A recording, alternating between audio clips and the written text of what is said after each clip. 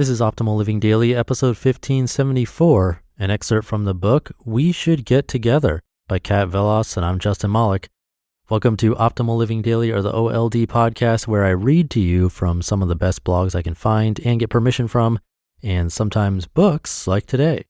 I'll tell you more about the author Kat at the end of the reading, so for now, let's get right to the excerpt and start optimizing your life. An excerpt from the book, We Should Get Together by Kat Vellos. One of the biggest complaints that comes up when people talk about friendship during adulthood is that everyone's so busy all the time. Countless memes about how hard it is to align our schedules and make plans to see friends fill up our Instagram and Twitter feeds. And yeah, it's true.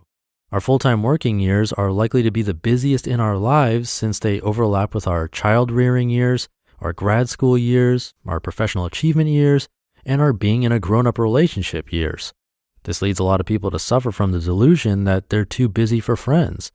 Let's be honest with ourselves. Maybe the reason we're so busy is because these are also our Netflix binging years and our endless scrolling through social media years. A busy life looks good on paper, but it's often a pain in the ass in reality, and it is certainly not a vaccine against loneliness. Our collective agreement to accept lives defined by generalized busyness disorder, as it's the only way or the best way to live, is a mistake that costs us in more ways than one. Research shows that the stress triggered by being overly busy can lead to fatigue, headaches, sleep problems, hyperemotionality, anxiety, and more. Busyness can also be fatal to one of the things that's a salve for it, friendship. The good news is we can change the rate of busyness in our lives if we want to. And when we can't change it, we can at least change the way we approach it, think about it, and deal with it. A few years ago, I attended a meetup called Oakland Neighbors Table. Each month, a different person on the organizing committee would hold a lunch in their kitchen or living room and lead a conversation on a specific topic by providing a few guiding questions to get things going. The day I attended, 7 or 8 of us ate hastily assembled turkey and cheese sandwiches in a sunny, cozy apartment near Lake Merritt. The topic was busyness. Throughout the conversation, we kvetched about how busyness kept us from seeing other people as much as we'd like and from doing things we wanted to do more of. We talked about the subtle social pressure to stay busy because busy people look productive and desirable. We also talked about strategies to avoid being so busy and ways to reclaim more balance in our lives. It was a lively conversation punctuated by people's confessions, regrets, and wishes for a more balanced life. Sadly, a short while later, the meetup disbanded. Maybe everyone got too busy. When I first started meditating, I used to think that the best place to practice would be in the center of a crowded shopping mall on Black Friday. If you can find nirvana there, you can find it anywhere. I feel the same way about trying to get unbusy in bustling big cities. Don't blame your environment. Defy it. It might seem like you're far too busy to fit friendship into your life, but are you really? We all wake up every day with the same number of hours on the clock. Some people fill every spare second with activities, meetings, and errands to run to, yet some people have time to read a book, take a nap, or practice the guitar. Too often, we prioritize activities that allow us to report that we're keeping busy, and we jettison and play down the ones that make us sound idle. Your calendar is not going to open itself up on its own, so if you're going to hurry at anything, hurry up and do less.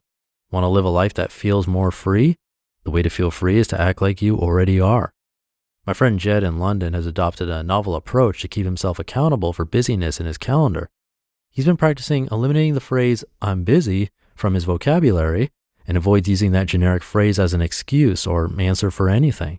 Whenever someone asks him how he's been, he doesn't say, "I've been really busy." He tells them what he's actually been spending his time on. If someone asks him to do something at a time when he has other plans, he's specific when he declines. If he'd rather exercise than go to a movie, he won't just say, "I'm busy that day." He'll say, "I've been trying to stick to my fitness goals and I have a commitment with myself to exercise at that time." He said that this practice makes him check himself to make sure he's not just copping out by using a vague reply that modern society takes as an acceptable or even admirable answer. An additional bonus is that by being specific, he lets the other person in on more details of his life. It often sparks a conversation or leads him to feel closer to the other person.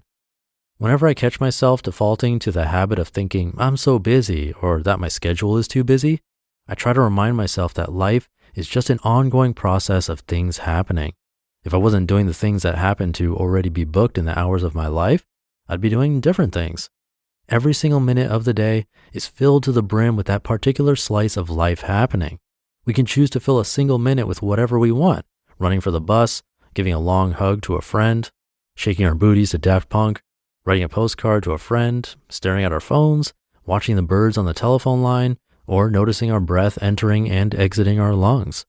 If we choose to spend 12 hours at a meditation retreat or at 12 different locations spread all over town, those 12 hours will be filled to the same capacity, 12 hours in total. So in a way, busyness is less about the fullness of our days and more so about the way we feel as those days pass by. Busyness is a choice and a mindset. It's an attitude that many of us are addicted to identifying with. And it's a habitual way of thinking that we are capable of setting aside when we're ready to feel our days and fill our days with whatever thoughts and actions we decide would be more beautiful and fulfilling. You just listened to an excerpt from the book We Should Get Together by Kat Vellos. And thank you to Kat. She's a user experience designer, facilitator, social artist, illustrator, and community creator. Her work crosses disciplines, but is almost always focused on helping others thrive by having more creative and connected lives. The full title of the book is We Should Get Together, The Secret to Cultivating Better Friendships. Come by her site to learn more. That's weshouldgettogether.com. But I'll leave it at that for today. I hope you have a great rest of your day. Thank you for being here and listening to me and for subscribing to the show. And I'll be back tomorrow where your optimal life awaits.